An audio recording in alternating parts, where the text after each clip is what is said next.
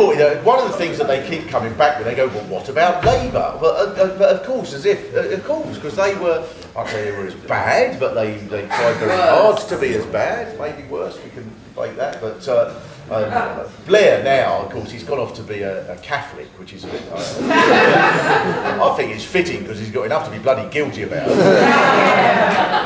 I just feel sorry for the poor priest who has to take the confession. Oh, Christ. 3 bloody days, we've not even got as far as Iraq.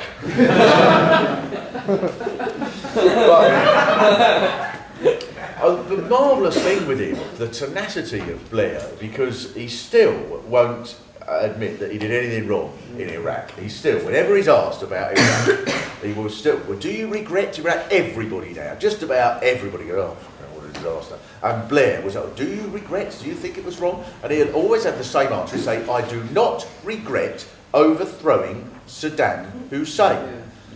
Well, that wasn't the fucking question. That would be like if Harold Shipman had been asked, do you regret killing all these people? And if he's answered by saying, well, I don't regret victim number 59, he was a right bastard. But that is, and it's not the question, and the interviews let him get away with it. Okay, Mr. Blair, and someone should go, no, now listen, do you regret going into Iraq with all the million deaths and the whole world up in fucking chaos and just about everyone now saying as if that is the fucking, and there were no weapons of mass destruction because they were never there and you insisted they were. Do you regret that? I do not regret. That wasn't the question. It's like having a little kid. No, I didn't ask that. Listen, what is the answer? But they let him get away with all this, and of course it's because the same things. You know, been stuff about Saudi Arabia, and there's the argument with Afghanistan at the moment. Of course, people say one of the reasons why it's important to still be in Afghanistan is because the Taliban are so appalling on women's rights, and so it's only right that we go over there and invade the place because this women's rights issue, because it's not like our allies such as Saudi Arabia, which is of course a modern fucking haven for modern feminism. Probably what they think. They think, do you know, Saudi Arabia is a marvellous place for women's rights. It's the one place where women don't get any extra penalties for drinking and driving. Because they get executed for either, so they might as well do it at the same time. Of course, the thing as well with the whole issue of everything being cut is, and I'm sure most people here are like this, for years you've been saying to people, if people say, well, you know, what should we do about the economy? So the first thing you do is sack the bankers. Yeah. The first thing. And for years, you say that to me, they're the only people who don't seem to be having their incomes cut. So for years you say that, people sack the bankers, and people go, yeah, whatever, mate, yeah. But now, if you say to someone, I'll tell you what we should do, we should sack the bankers. Now they go, what? Sack them?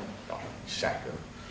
Fucking sack them. I'll tell you what we should do. Never mind sack them, right? We should strip their skin off, right? And smear it with marmalade, right? And then shove them in a post box and put a top over it and then inject a fucking 1,000 wasps into it. Never mind sack them. We should give them a shovel and send them to Austria and make them dig a fucking cell underneath Joseph Fritzl and then pop up and say, hello, I'm here for the rest of your life to stop you getting homesick, Mr. Fritzl. Never mind sack them. I tell you what we should do. We should sellotape them to a pig and roll them into an armed jihadist warrior camp with a note saying, I'm a work of art. I'll give you fucking sack them.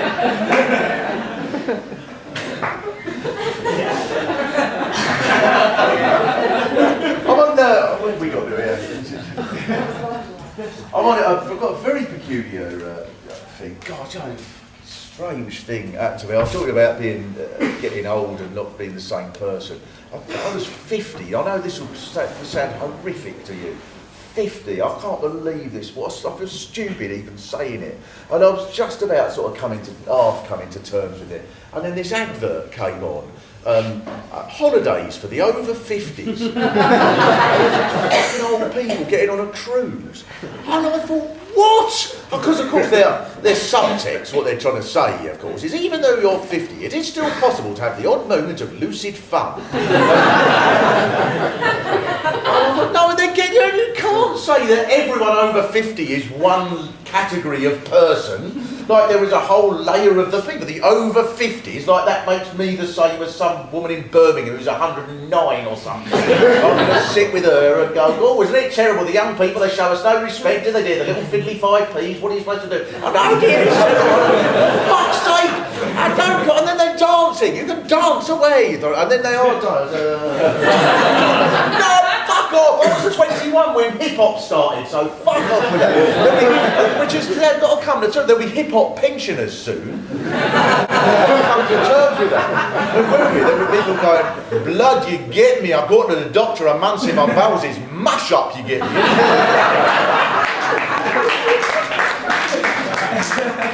I'll tell you, this bitch come to my crib, right, and she's got like, she come to my door, I said, what are you doing here, woman? She said, I'm like Meals on Wheels, blood, you get me. She's got like trifle and like meatballs and shit. It's like bare sick in it, you get me, like. I'm saying on blood, she is fit, like 60, 61 top, you get me.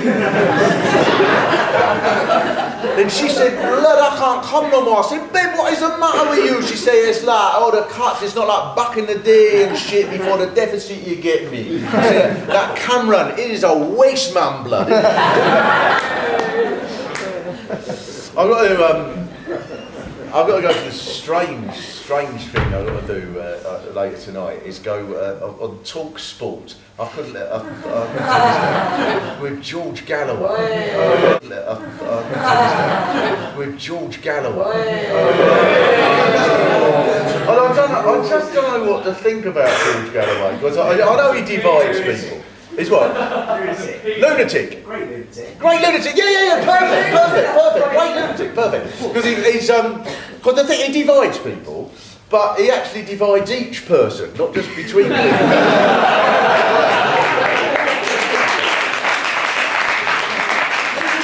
He divides me. There's times when I think, that's fucking brilliant, George, and then you know that 3 seconds later you go, no!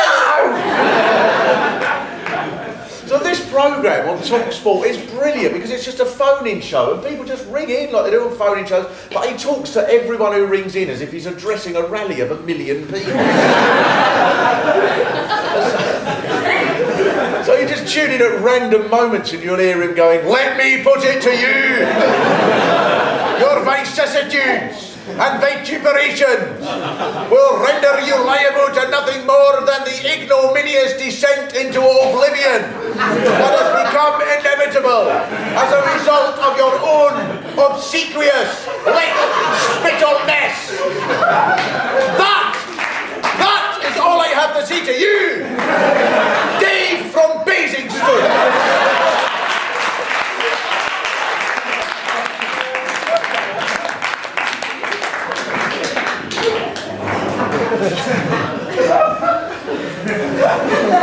I think there's